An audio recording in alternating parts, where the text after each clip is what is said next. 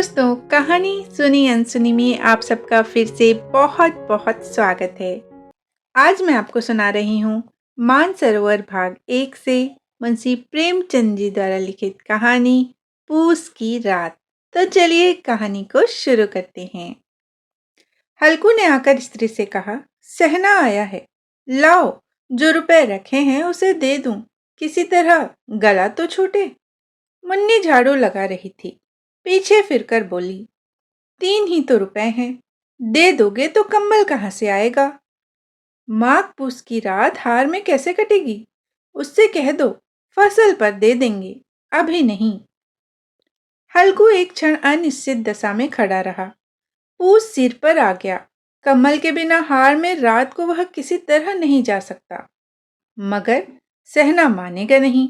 घुड़कियां जमाएगा वो अलग, गालियां देगा। बला से जाड़ों में मरेंगे, बला तो सिर से टल जाएगी। यह सोचता हुआ वह अपना भारी भरकम डील लिए हुए, जो कि उसके नाम को झूठ सिद्ध करता था, स्त्री के समीप आ गया और खुशामद करके बोला, ला दे दे, गला तो छूटे, कमल के लिए कोई दूसरा उपाय सोचूंगा। मुन्नी उसके पास से दूर हट गई और आंखें तरेरती हुई बोली, कर चुके दूसरा उपाय, जरा सुनूं तो, कौन सा उपाय करोगे? कोई खैरात दे देगा कंबल? न जाने कितनी बाकी हैं जो किसी तरह चुकने ही नहीं आती। मैं कहती हूँ तुम क्यों नहीं खेती छोड़ देते, मर मर काम करो, उपज हो तो बाकी दे दो। चलो छुट्टी हुई, बाकी चुकाने के लिए ही तो हमारा जन्म हुआ है, पेट के लिए मजूरी करो। ऐसी खेती से बाज आए, मैं रुपए न दूंगी, नहीं दूंगी। हल्कू उदास होकर बोला, तो क्या गाली खाऊं? मुन्नी ने तड़प कर कहा, गाली क्यों देगा, क्या उसका राज है? मगर यह कहने के साथ ही उसकी तनी हुई भौहें ढीली पड़ गई। हल्कू के उस वाक्य में जो कठोर सत्य था, वह मानो एक भीषण जंतु की भांति उसे घूर रहा था। उसने जाकर आले पर से रुपए निकाले और लाकर हल्कू के हाथ पर रख दिए। फिर बोली, तुम छोड़ दो अब से खेती, मजूरी में सुख से एक रोटी तो खाने को मिलेगी, किसी की धौंस तो न रहेगी। अच्छी खेती है, मजूरी करके लाओ, वह भी उसी में झोंक दो, उस पर धौंस। हल्कू ने रुपए लिए और इस तरह बाहर चला मानो अपना हृदय निकालकर देने जा रहा हो। उसने मजबूरी से एक एक पैसा काट कपट कर 3 रुपए कम्बल के लिए जमा किए थे। वह आज निकले जा रहे थे। एक एक पग के साथ उसका मस्तक अपनी दीनता के भार से दबा जा रहा था। पूस की अंधेरी रात, आकाश पर तारे भी ठिठुरते हुए मालूम होते थे। हल्कू अपने खेत के किनारे ऊख के पत्तों की एक छतरी के नीचे बांस के खटोले पर अपनी पुरानी गाढ़े की चादर ओढ़े बड़ा कांप रहा था। खाट के नीचे उसका संगी कुत्ता जबरा पेट में मुंह डाले सर्दी से कूं कूं कर रहा था। दोनों में से एक को भी नींद न आती थी। हल्कू ने घुटनियों को गर्दन में चिपकाते हुए कहा, क्यों जबरा, जाड़ा लगता है? कहता तो था घर में पुआल पर लेटे रहे, तो यहाँ क्या लेने आए थे? अब खाओ ठंड, मैं क्या करूं? जानते थे मैं यहाँ हलवा पूरी खाने आ रहा हूँ, दौड़े दौड़े आगे आगे चले आए, अब रो नानी के नाम को। जबरा ने पड़े पड़े दुम हिलाई और अपनी कूं कूं को दीर्घ बनाता हुआ एक बार जम्हाई लेकर चुप हो गया। उसकी श्वान बुद्धि ने शायद ताड़ लिया, स्वामी को मेरे कूं कूं से नींद नहीं आ रही है। हल्कू ने हाथ निकालकर जबरा की ठंडी पीठ चलाते हुए कहा, कल से मत आना मेरे साथ, नहीं तो ठंडे हो जाओगे। यह रान पछुआ न जाने कहां से विफल लिए आ रही है। उठूं फिर एक चिलम भरूं, किसी तरह रात तो कटे। 8 चिलम तो पी चुका। यह खेती का मजा है और एक एक भगवान ऐसे पड़े हैं जिनके पास जाड़ा जाए तो गर्मी से घबरा कर भागे। मोटे मोटे गद्दे, लिहाफ कंबल, मजाल है जाड़े का गुजर हो जाए। तकदीर की खूबी है, मजूरी हम करें, मजा दूसरे लूटें। हल्कू उठा, गड्ढे में से जरा सी आग निकालकर चिलम भरी। जबरा भी उठ बैठा। हल्कू ने चिलम पीते हुए कहा, पिएगा चिलम? जाड़ा तो क्या जाता है, जरा मन बदल जाएगा। जबरा ने उसके मुंह की ओर प्रेम से छलकती हुई आंखों से देखा।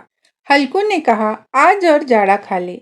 कल से मैं यहाँ पुआल बिछा दूंगा, उसी में घुसकर बैठना, तब जाड़ा न लगेगा। जबरा ने अपने पंजे उसकी घुटनियों पर रख दिए और उसके मुंह के पास अपना मुंह ले आया। हल्कू को उसकी गर्म सांस लगी। चिलम पीकर हल्कू फिर लेटा और निश्चय करके लेटा, चाहे कुछ हो, अब की सो जाऊंगा। पर एक ही क्षण में उसके हृदय में कंपन होने लगी। कभी इस करवट लेटता, कभी उस करवट, पर जाड़ा किसी पिशाच की भांति उसकी छाती को दबाए हुए था। जब किसी तरह न रहा गया तो उसने जबरा को धीरे से उठाया और उसके सिर को थपथपाकर उसे अपनी गोद में सुला लिया।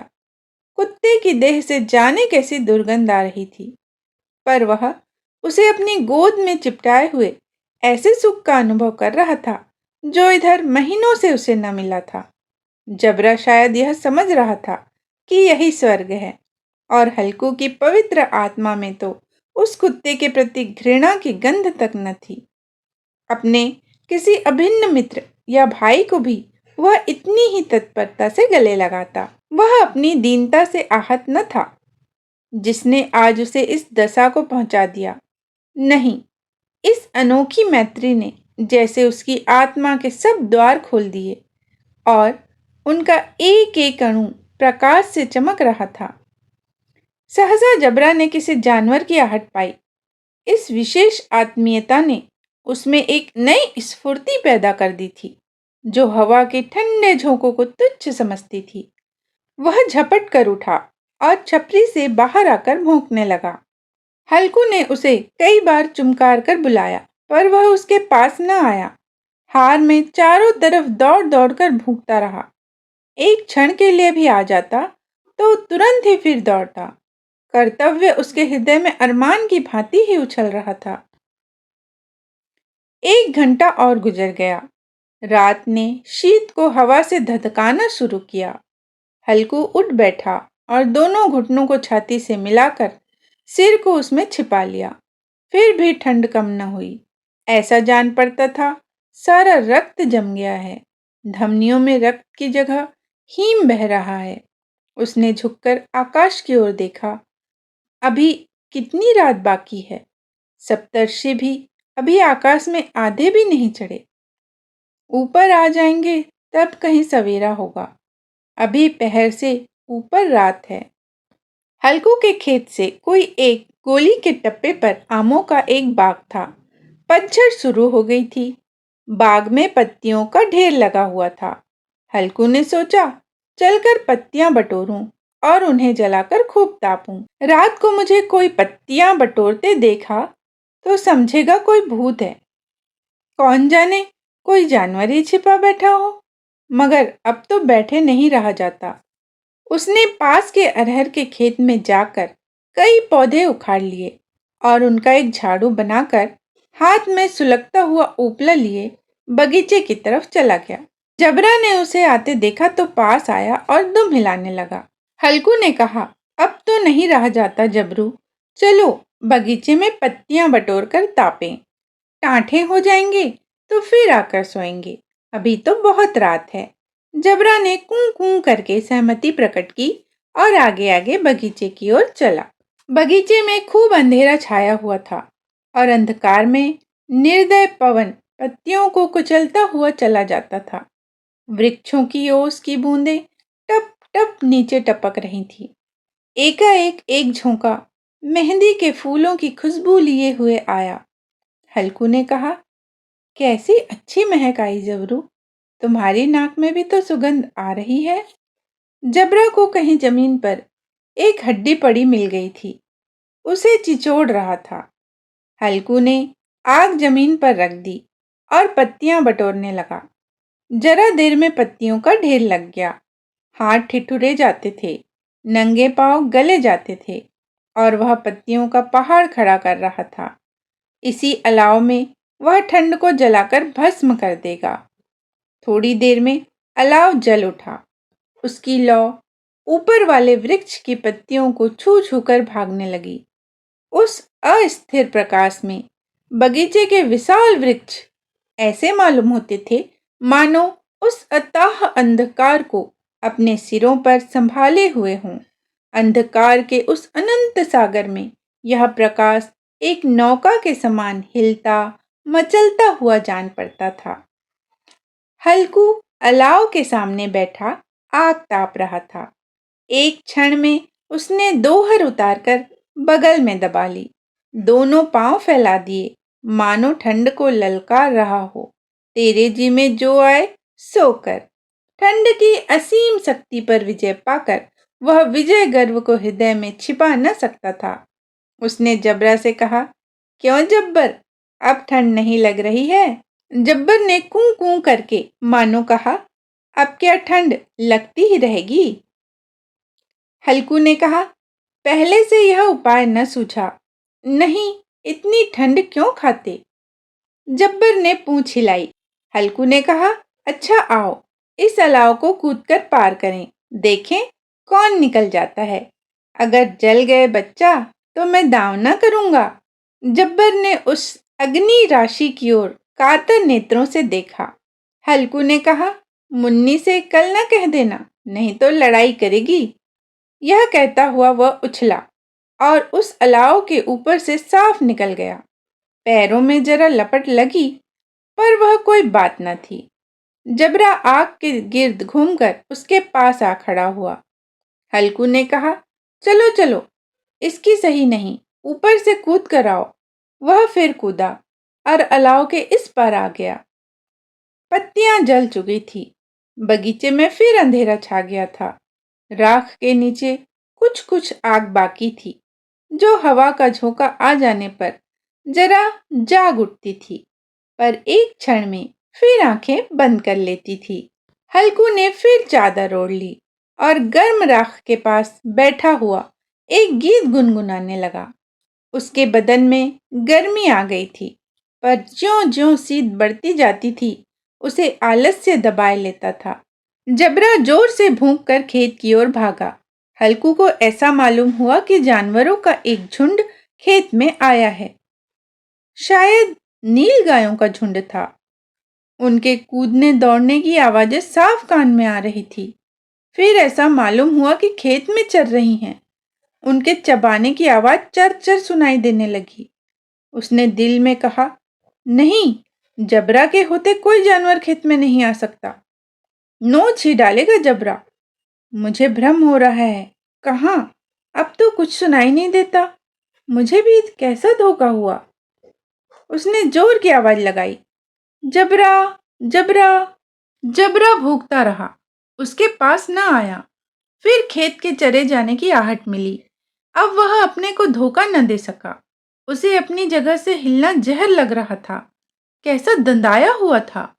इस जाड़े पाले में खेत में जाना, जानवरों के पीछे दौड़ना असह्य जान पड़ा। वह अपनी जगह से न हिला। उसने जोर से आवाज लगाई, लीहो लीहो लीहो। जबरा फिर भूंक उठा। जानवर खेत चर रहे थे। फसल तैयार है। कैसी अच्छी खेती थी, पर ये दुष्ट जानवर उसका सर्वनाश किए डालते हैं। हल्कू पक्का इरादा करके उठा और 2-3 कदम चला, पर एकाएक हवा का ऐसा ठंडा चुभने वाला बिच्छू के डंक का सा झोंका लगा कि वह फिर बुझते हुए अलाव के पास आ बैठा और राख को कुरेद कर अपनी ठंडी देह को गरमाने लगा। जबरा अपना गला फाड़ डालता था। नील गायें खेत का सफाया किए डालती थी और हल्कू गर्म राख के पास शांत बैठा हुआ था। अकर्मण्यता ने रस्सियों की भांति उसे चारों तरफ से जकड़ रखा था। उसी राख के पास गर्म जमीन पर वह चादर ओढ़कर सो गया। सवेरे जब उसकी नींद खुली, तब चारों तरफ धूप फैल गई थी और मुन्नी कह रही थी, क्या आज सोते ही रहोगे? तुम यहाँ आकर रम गए और उधर सारा खेत चौपट हो गया।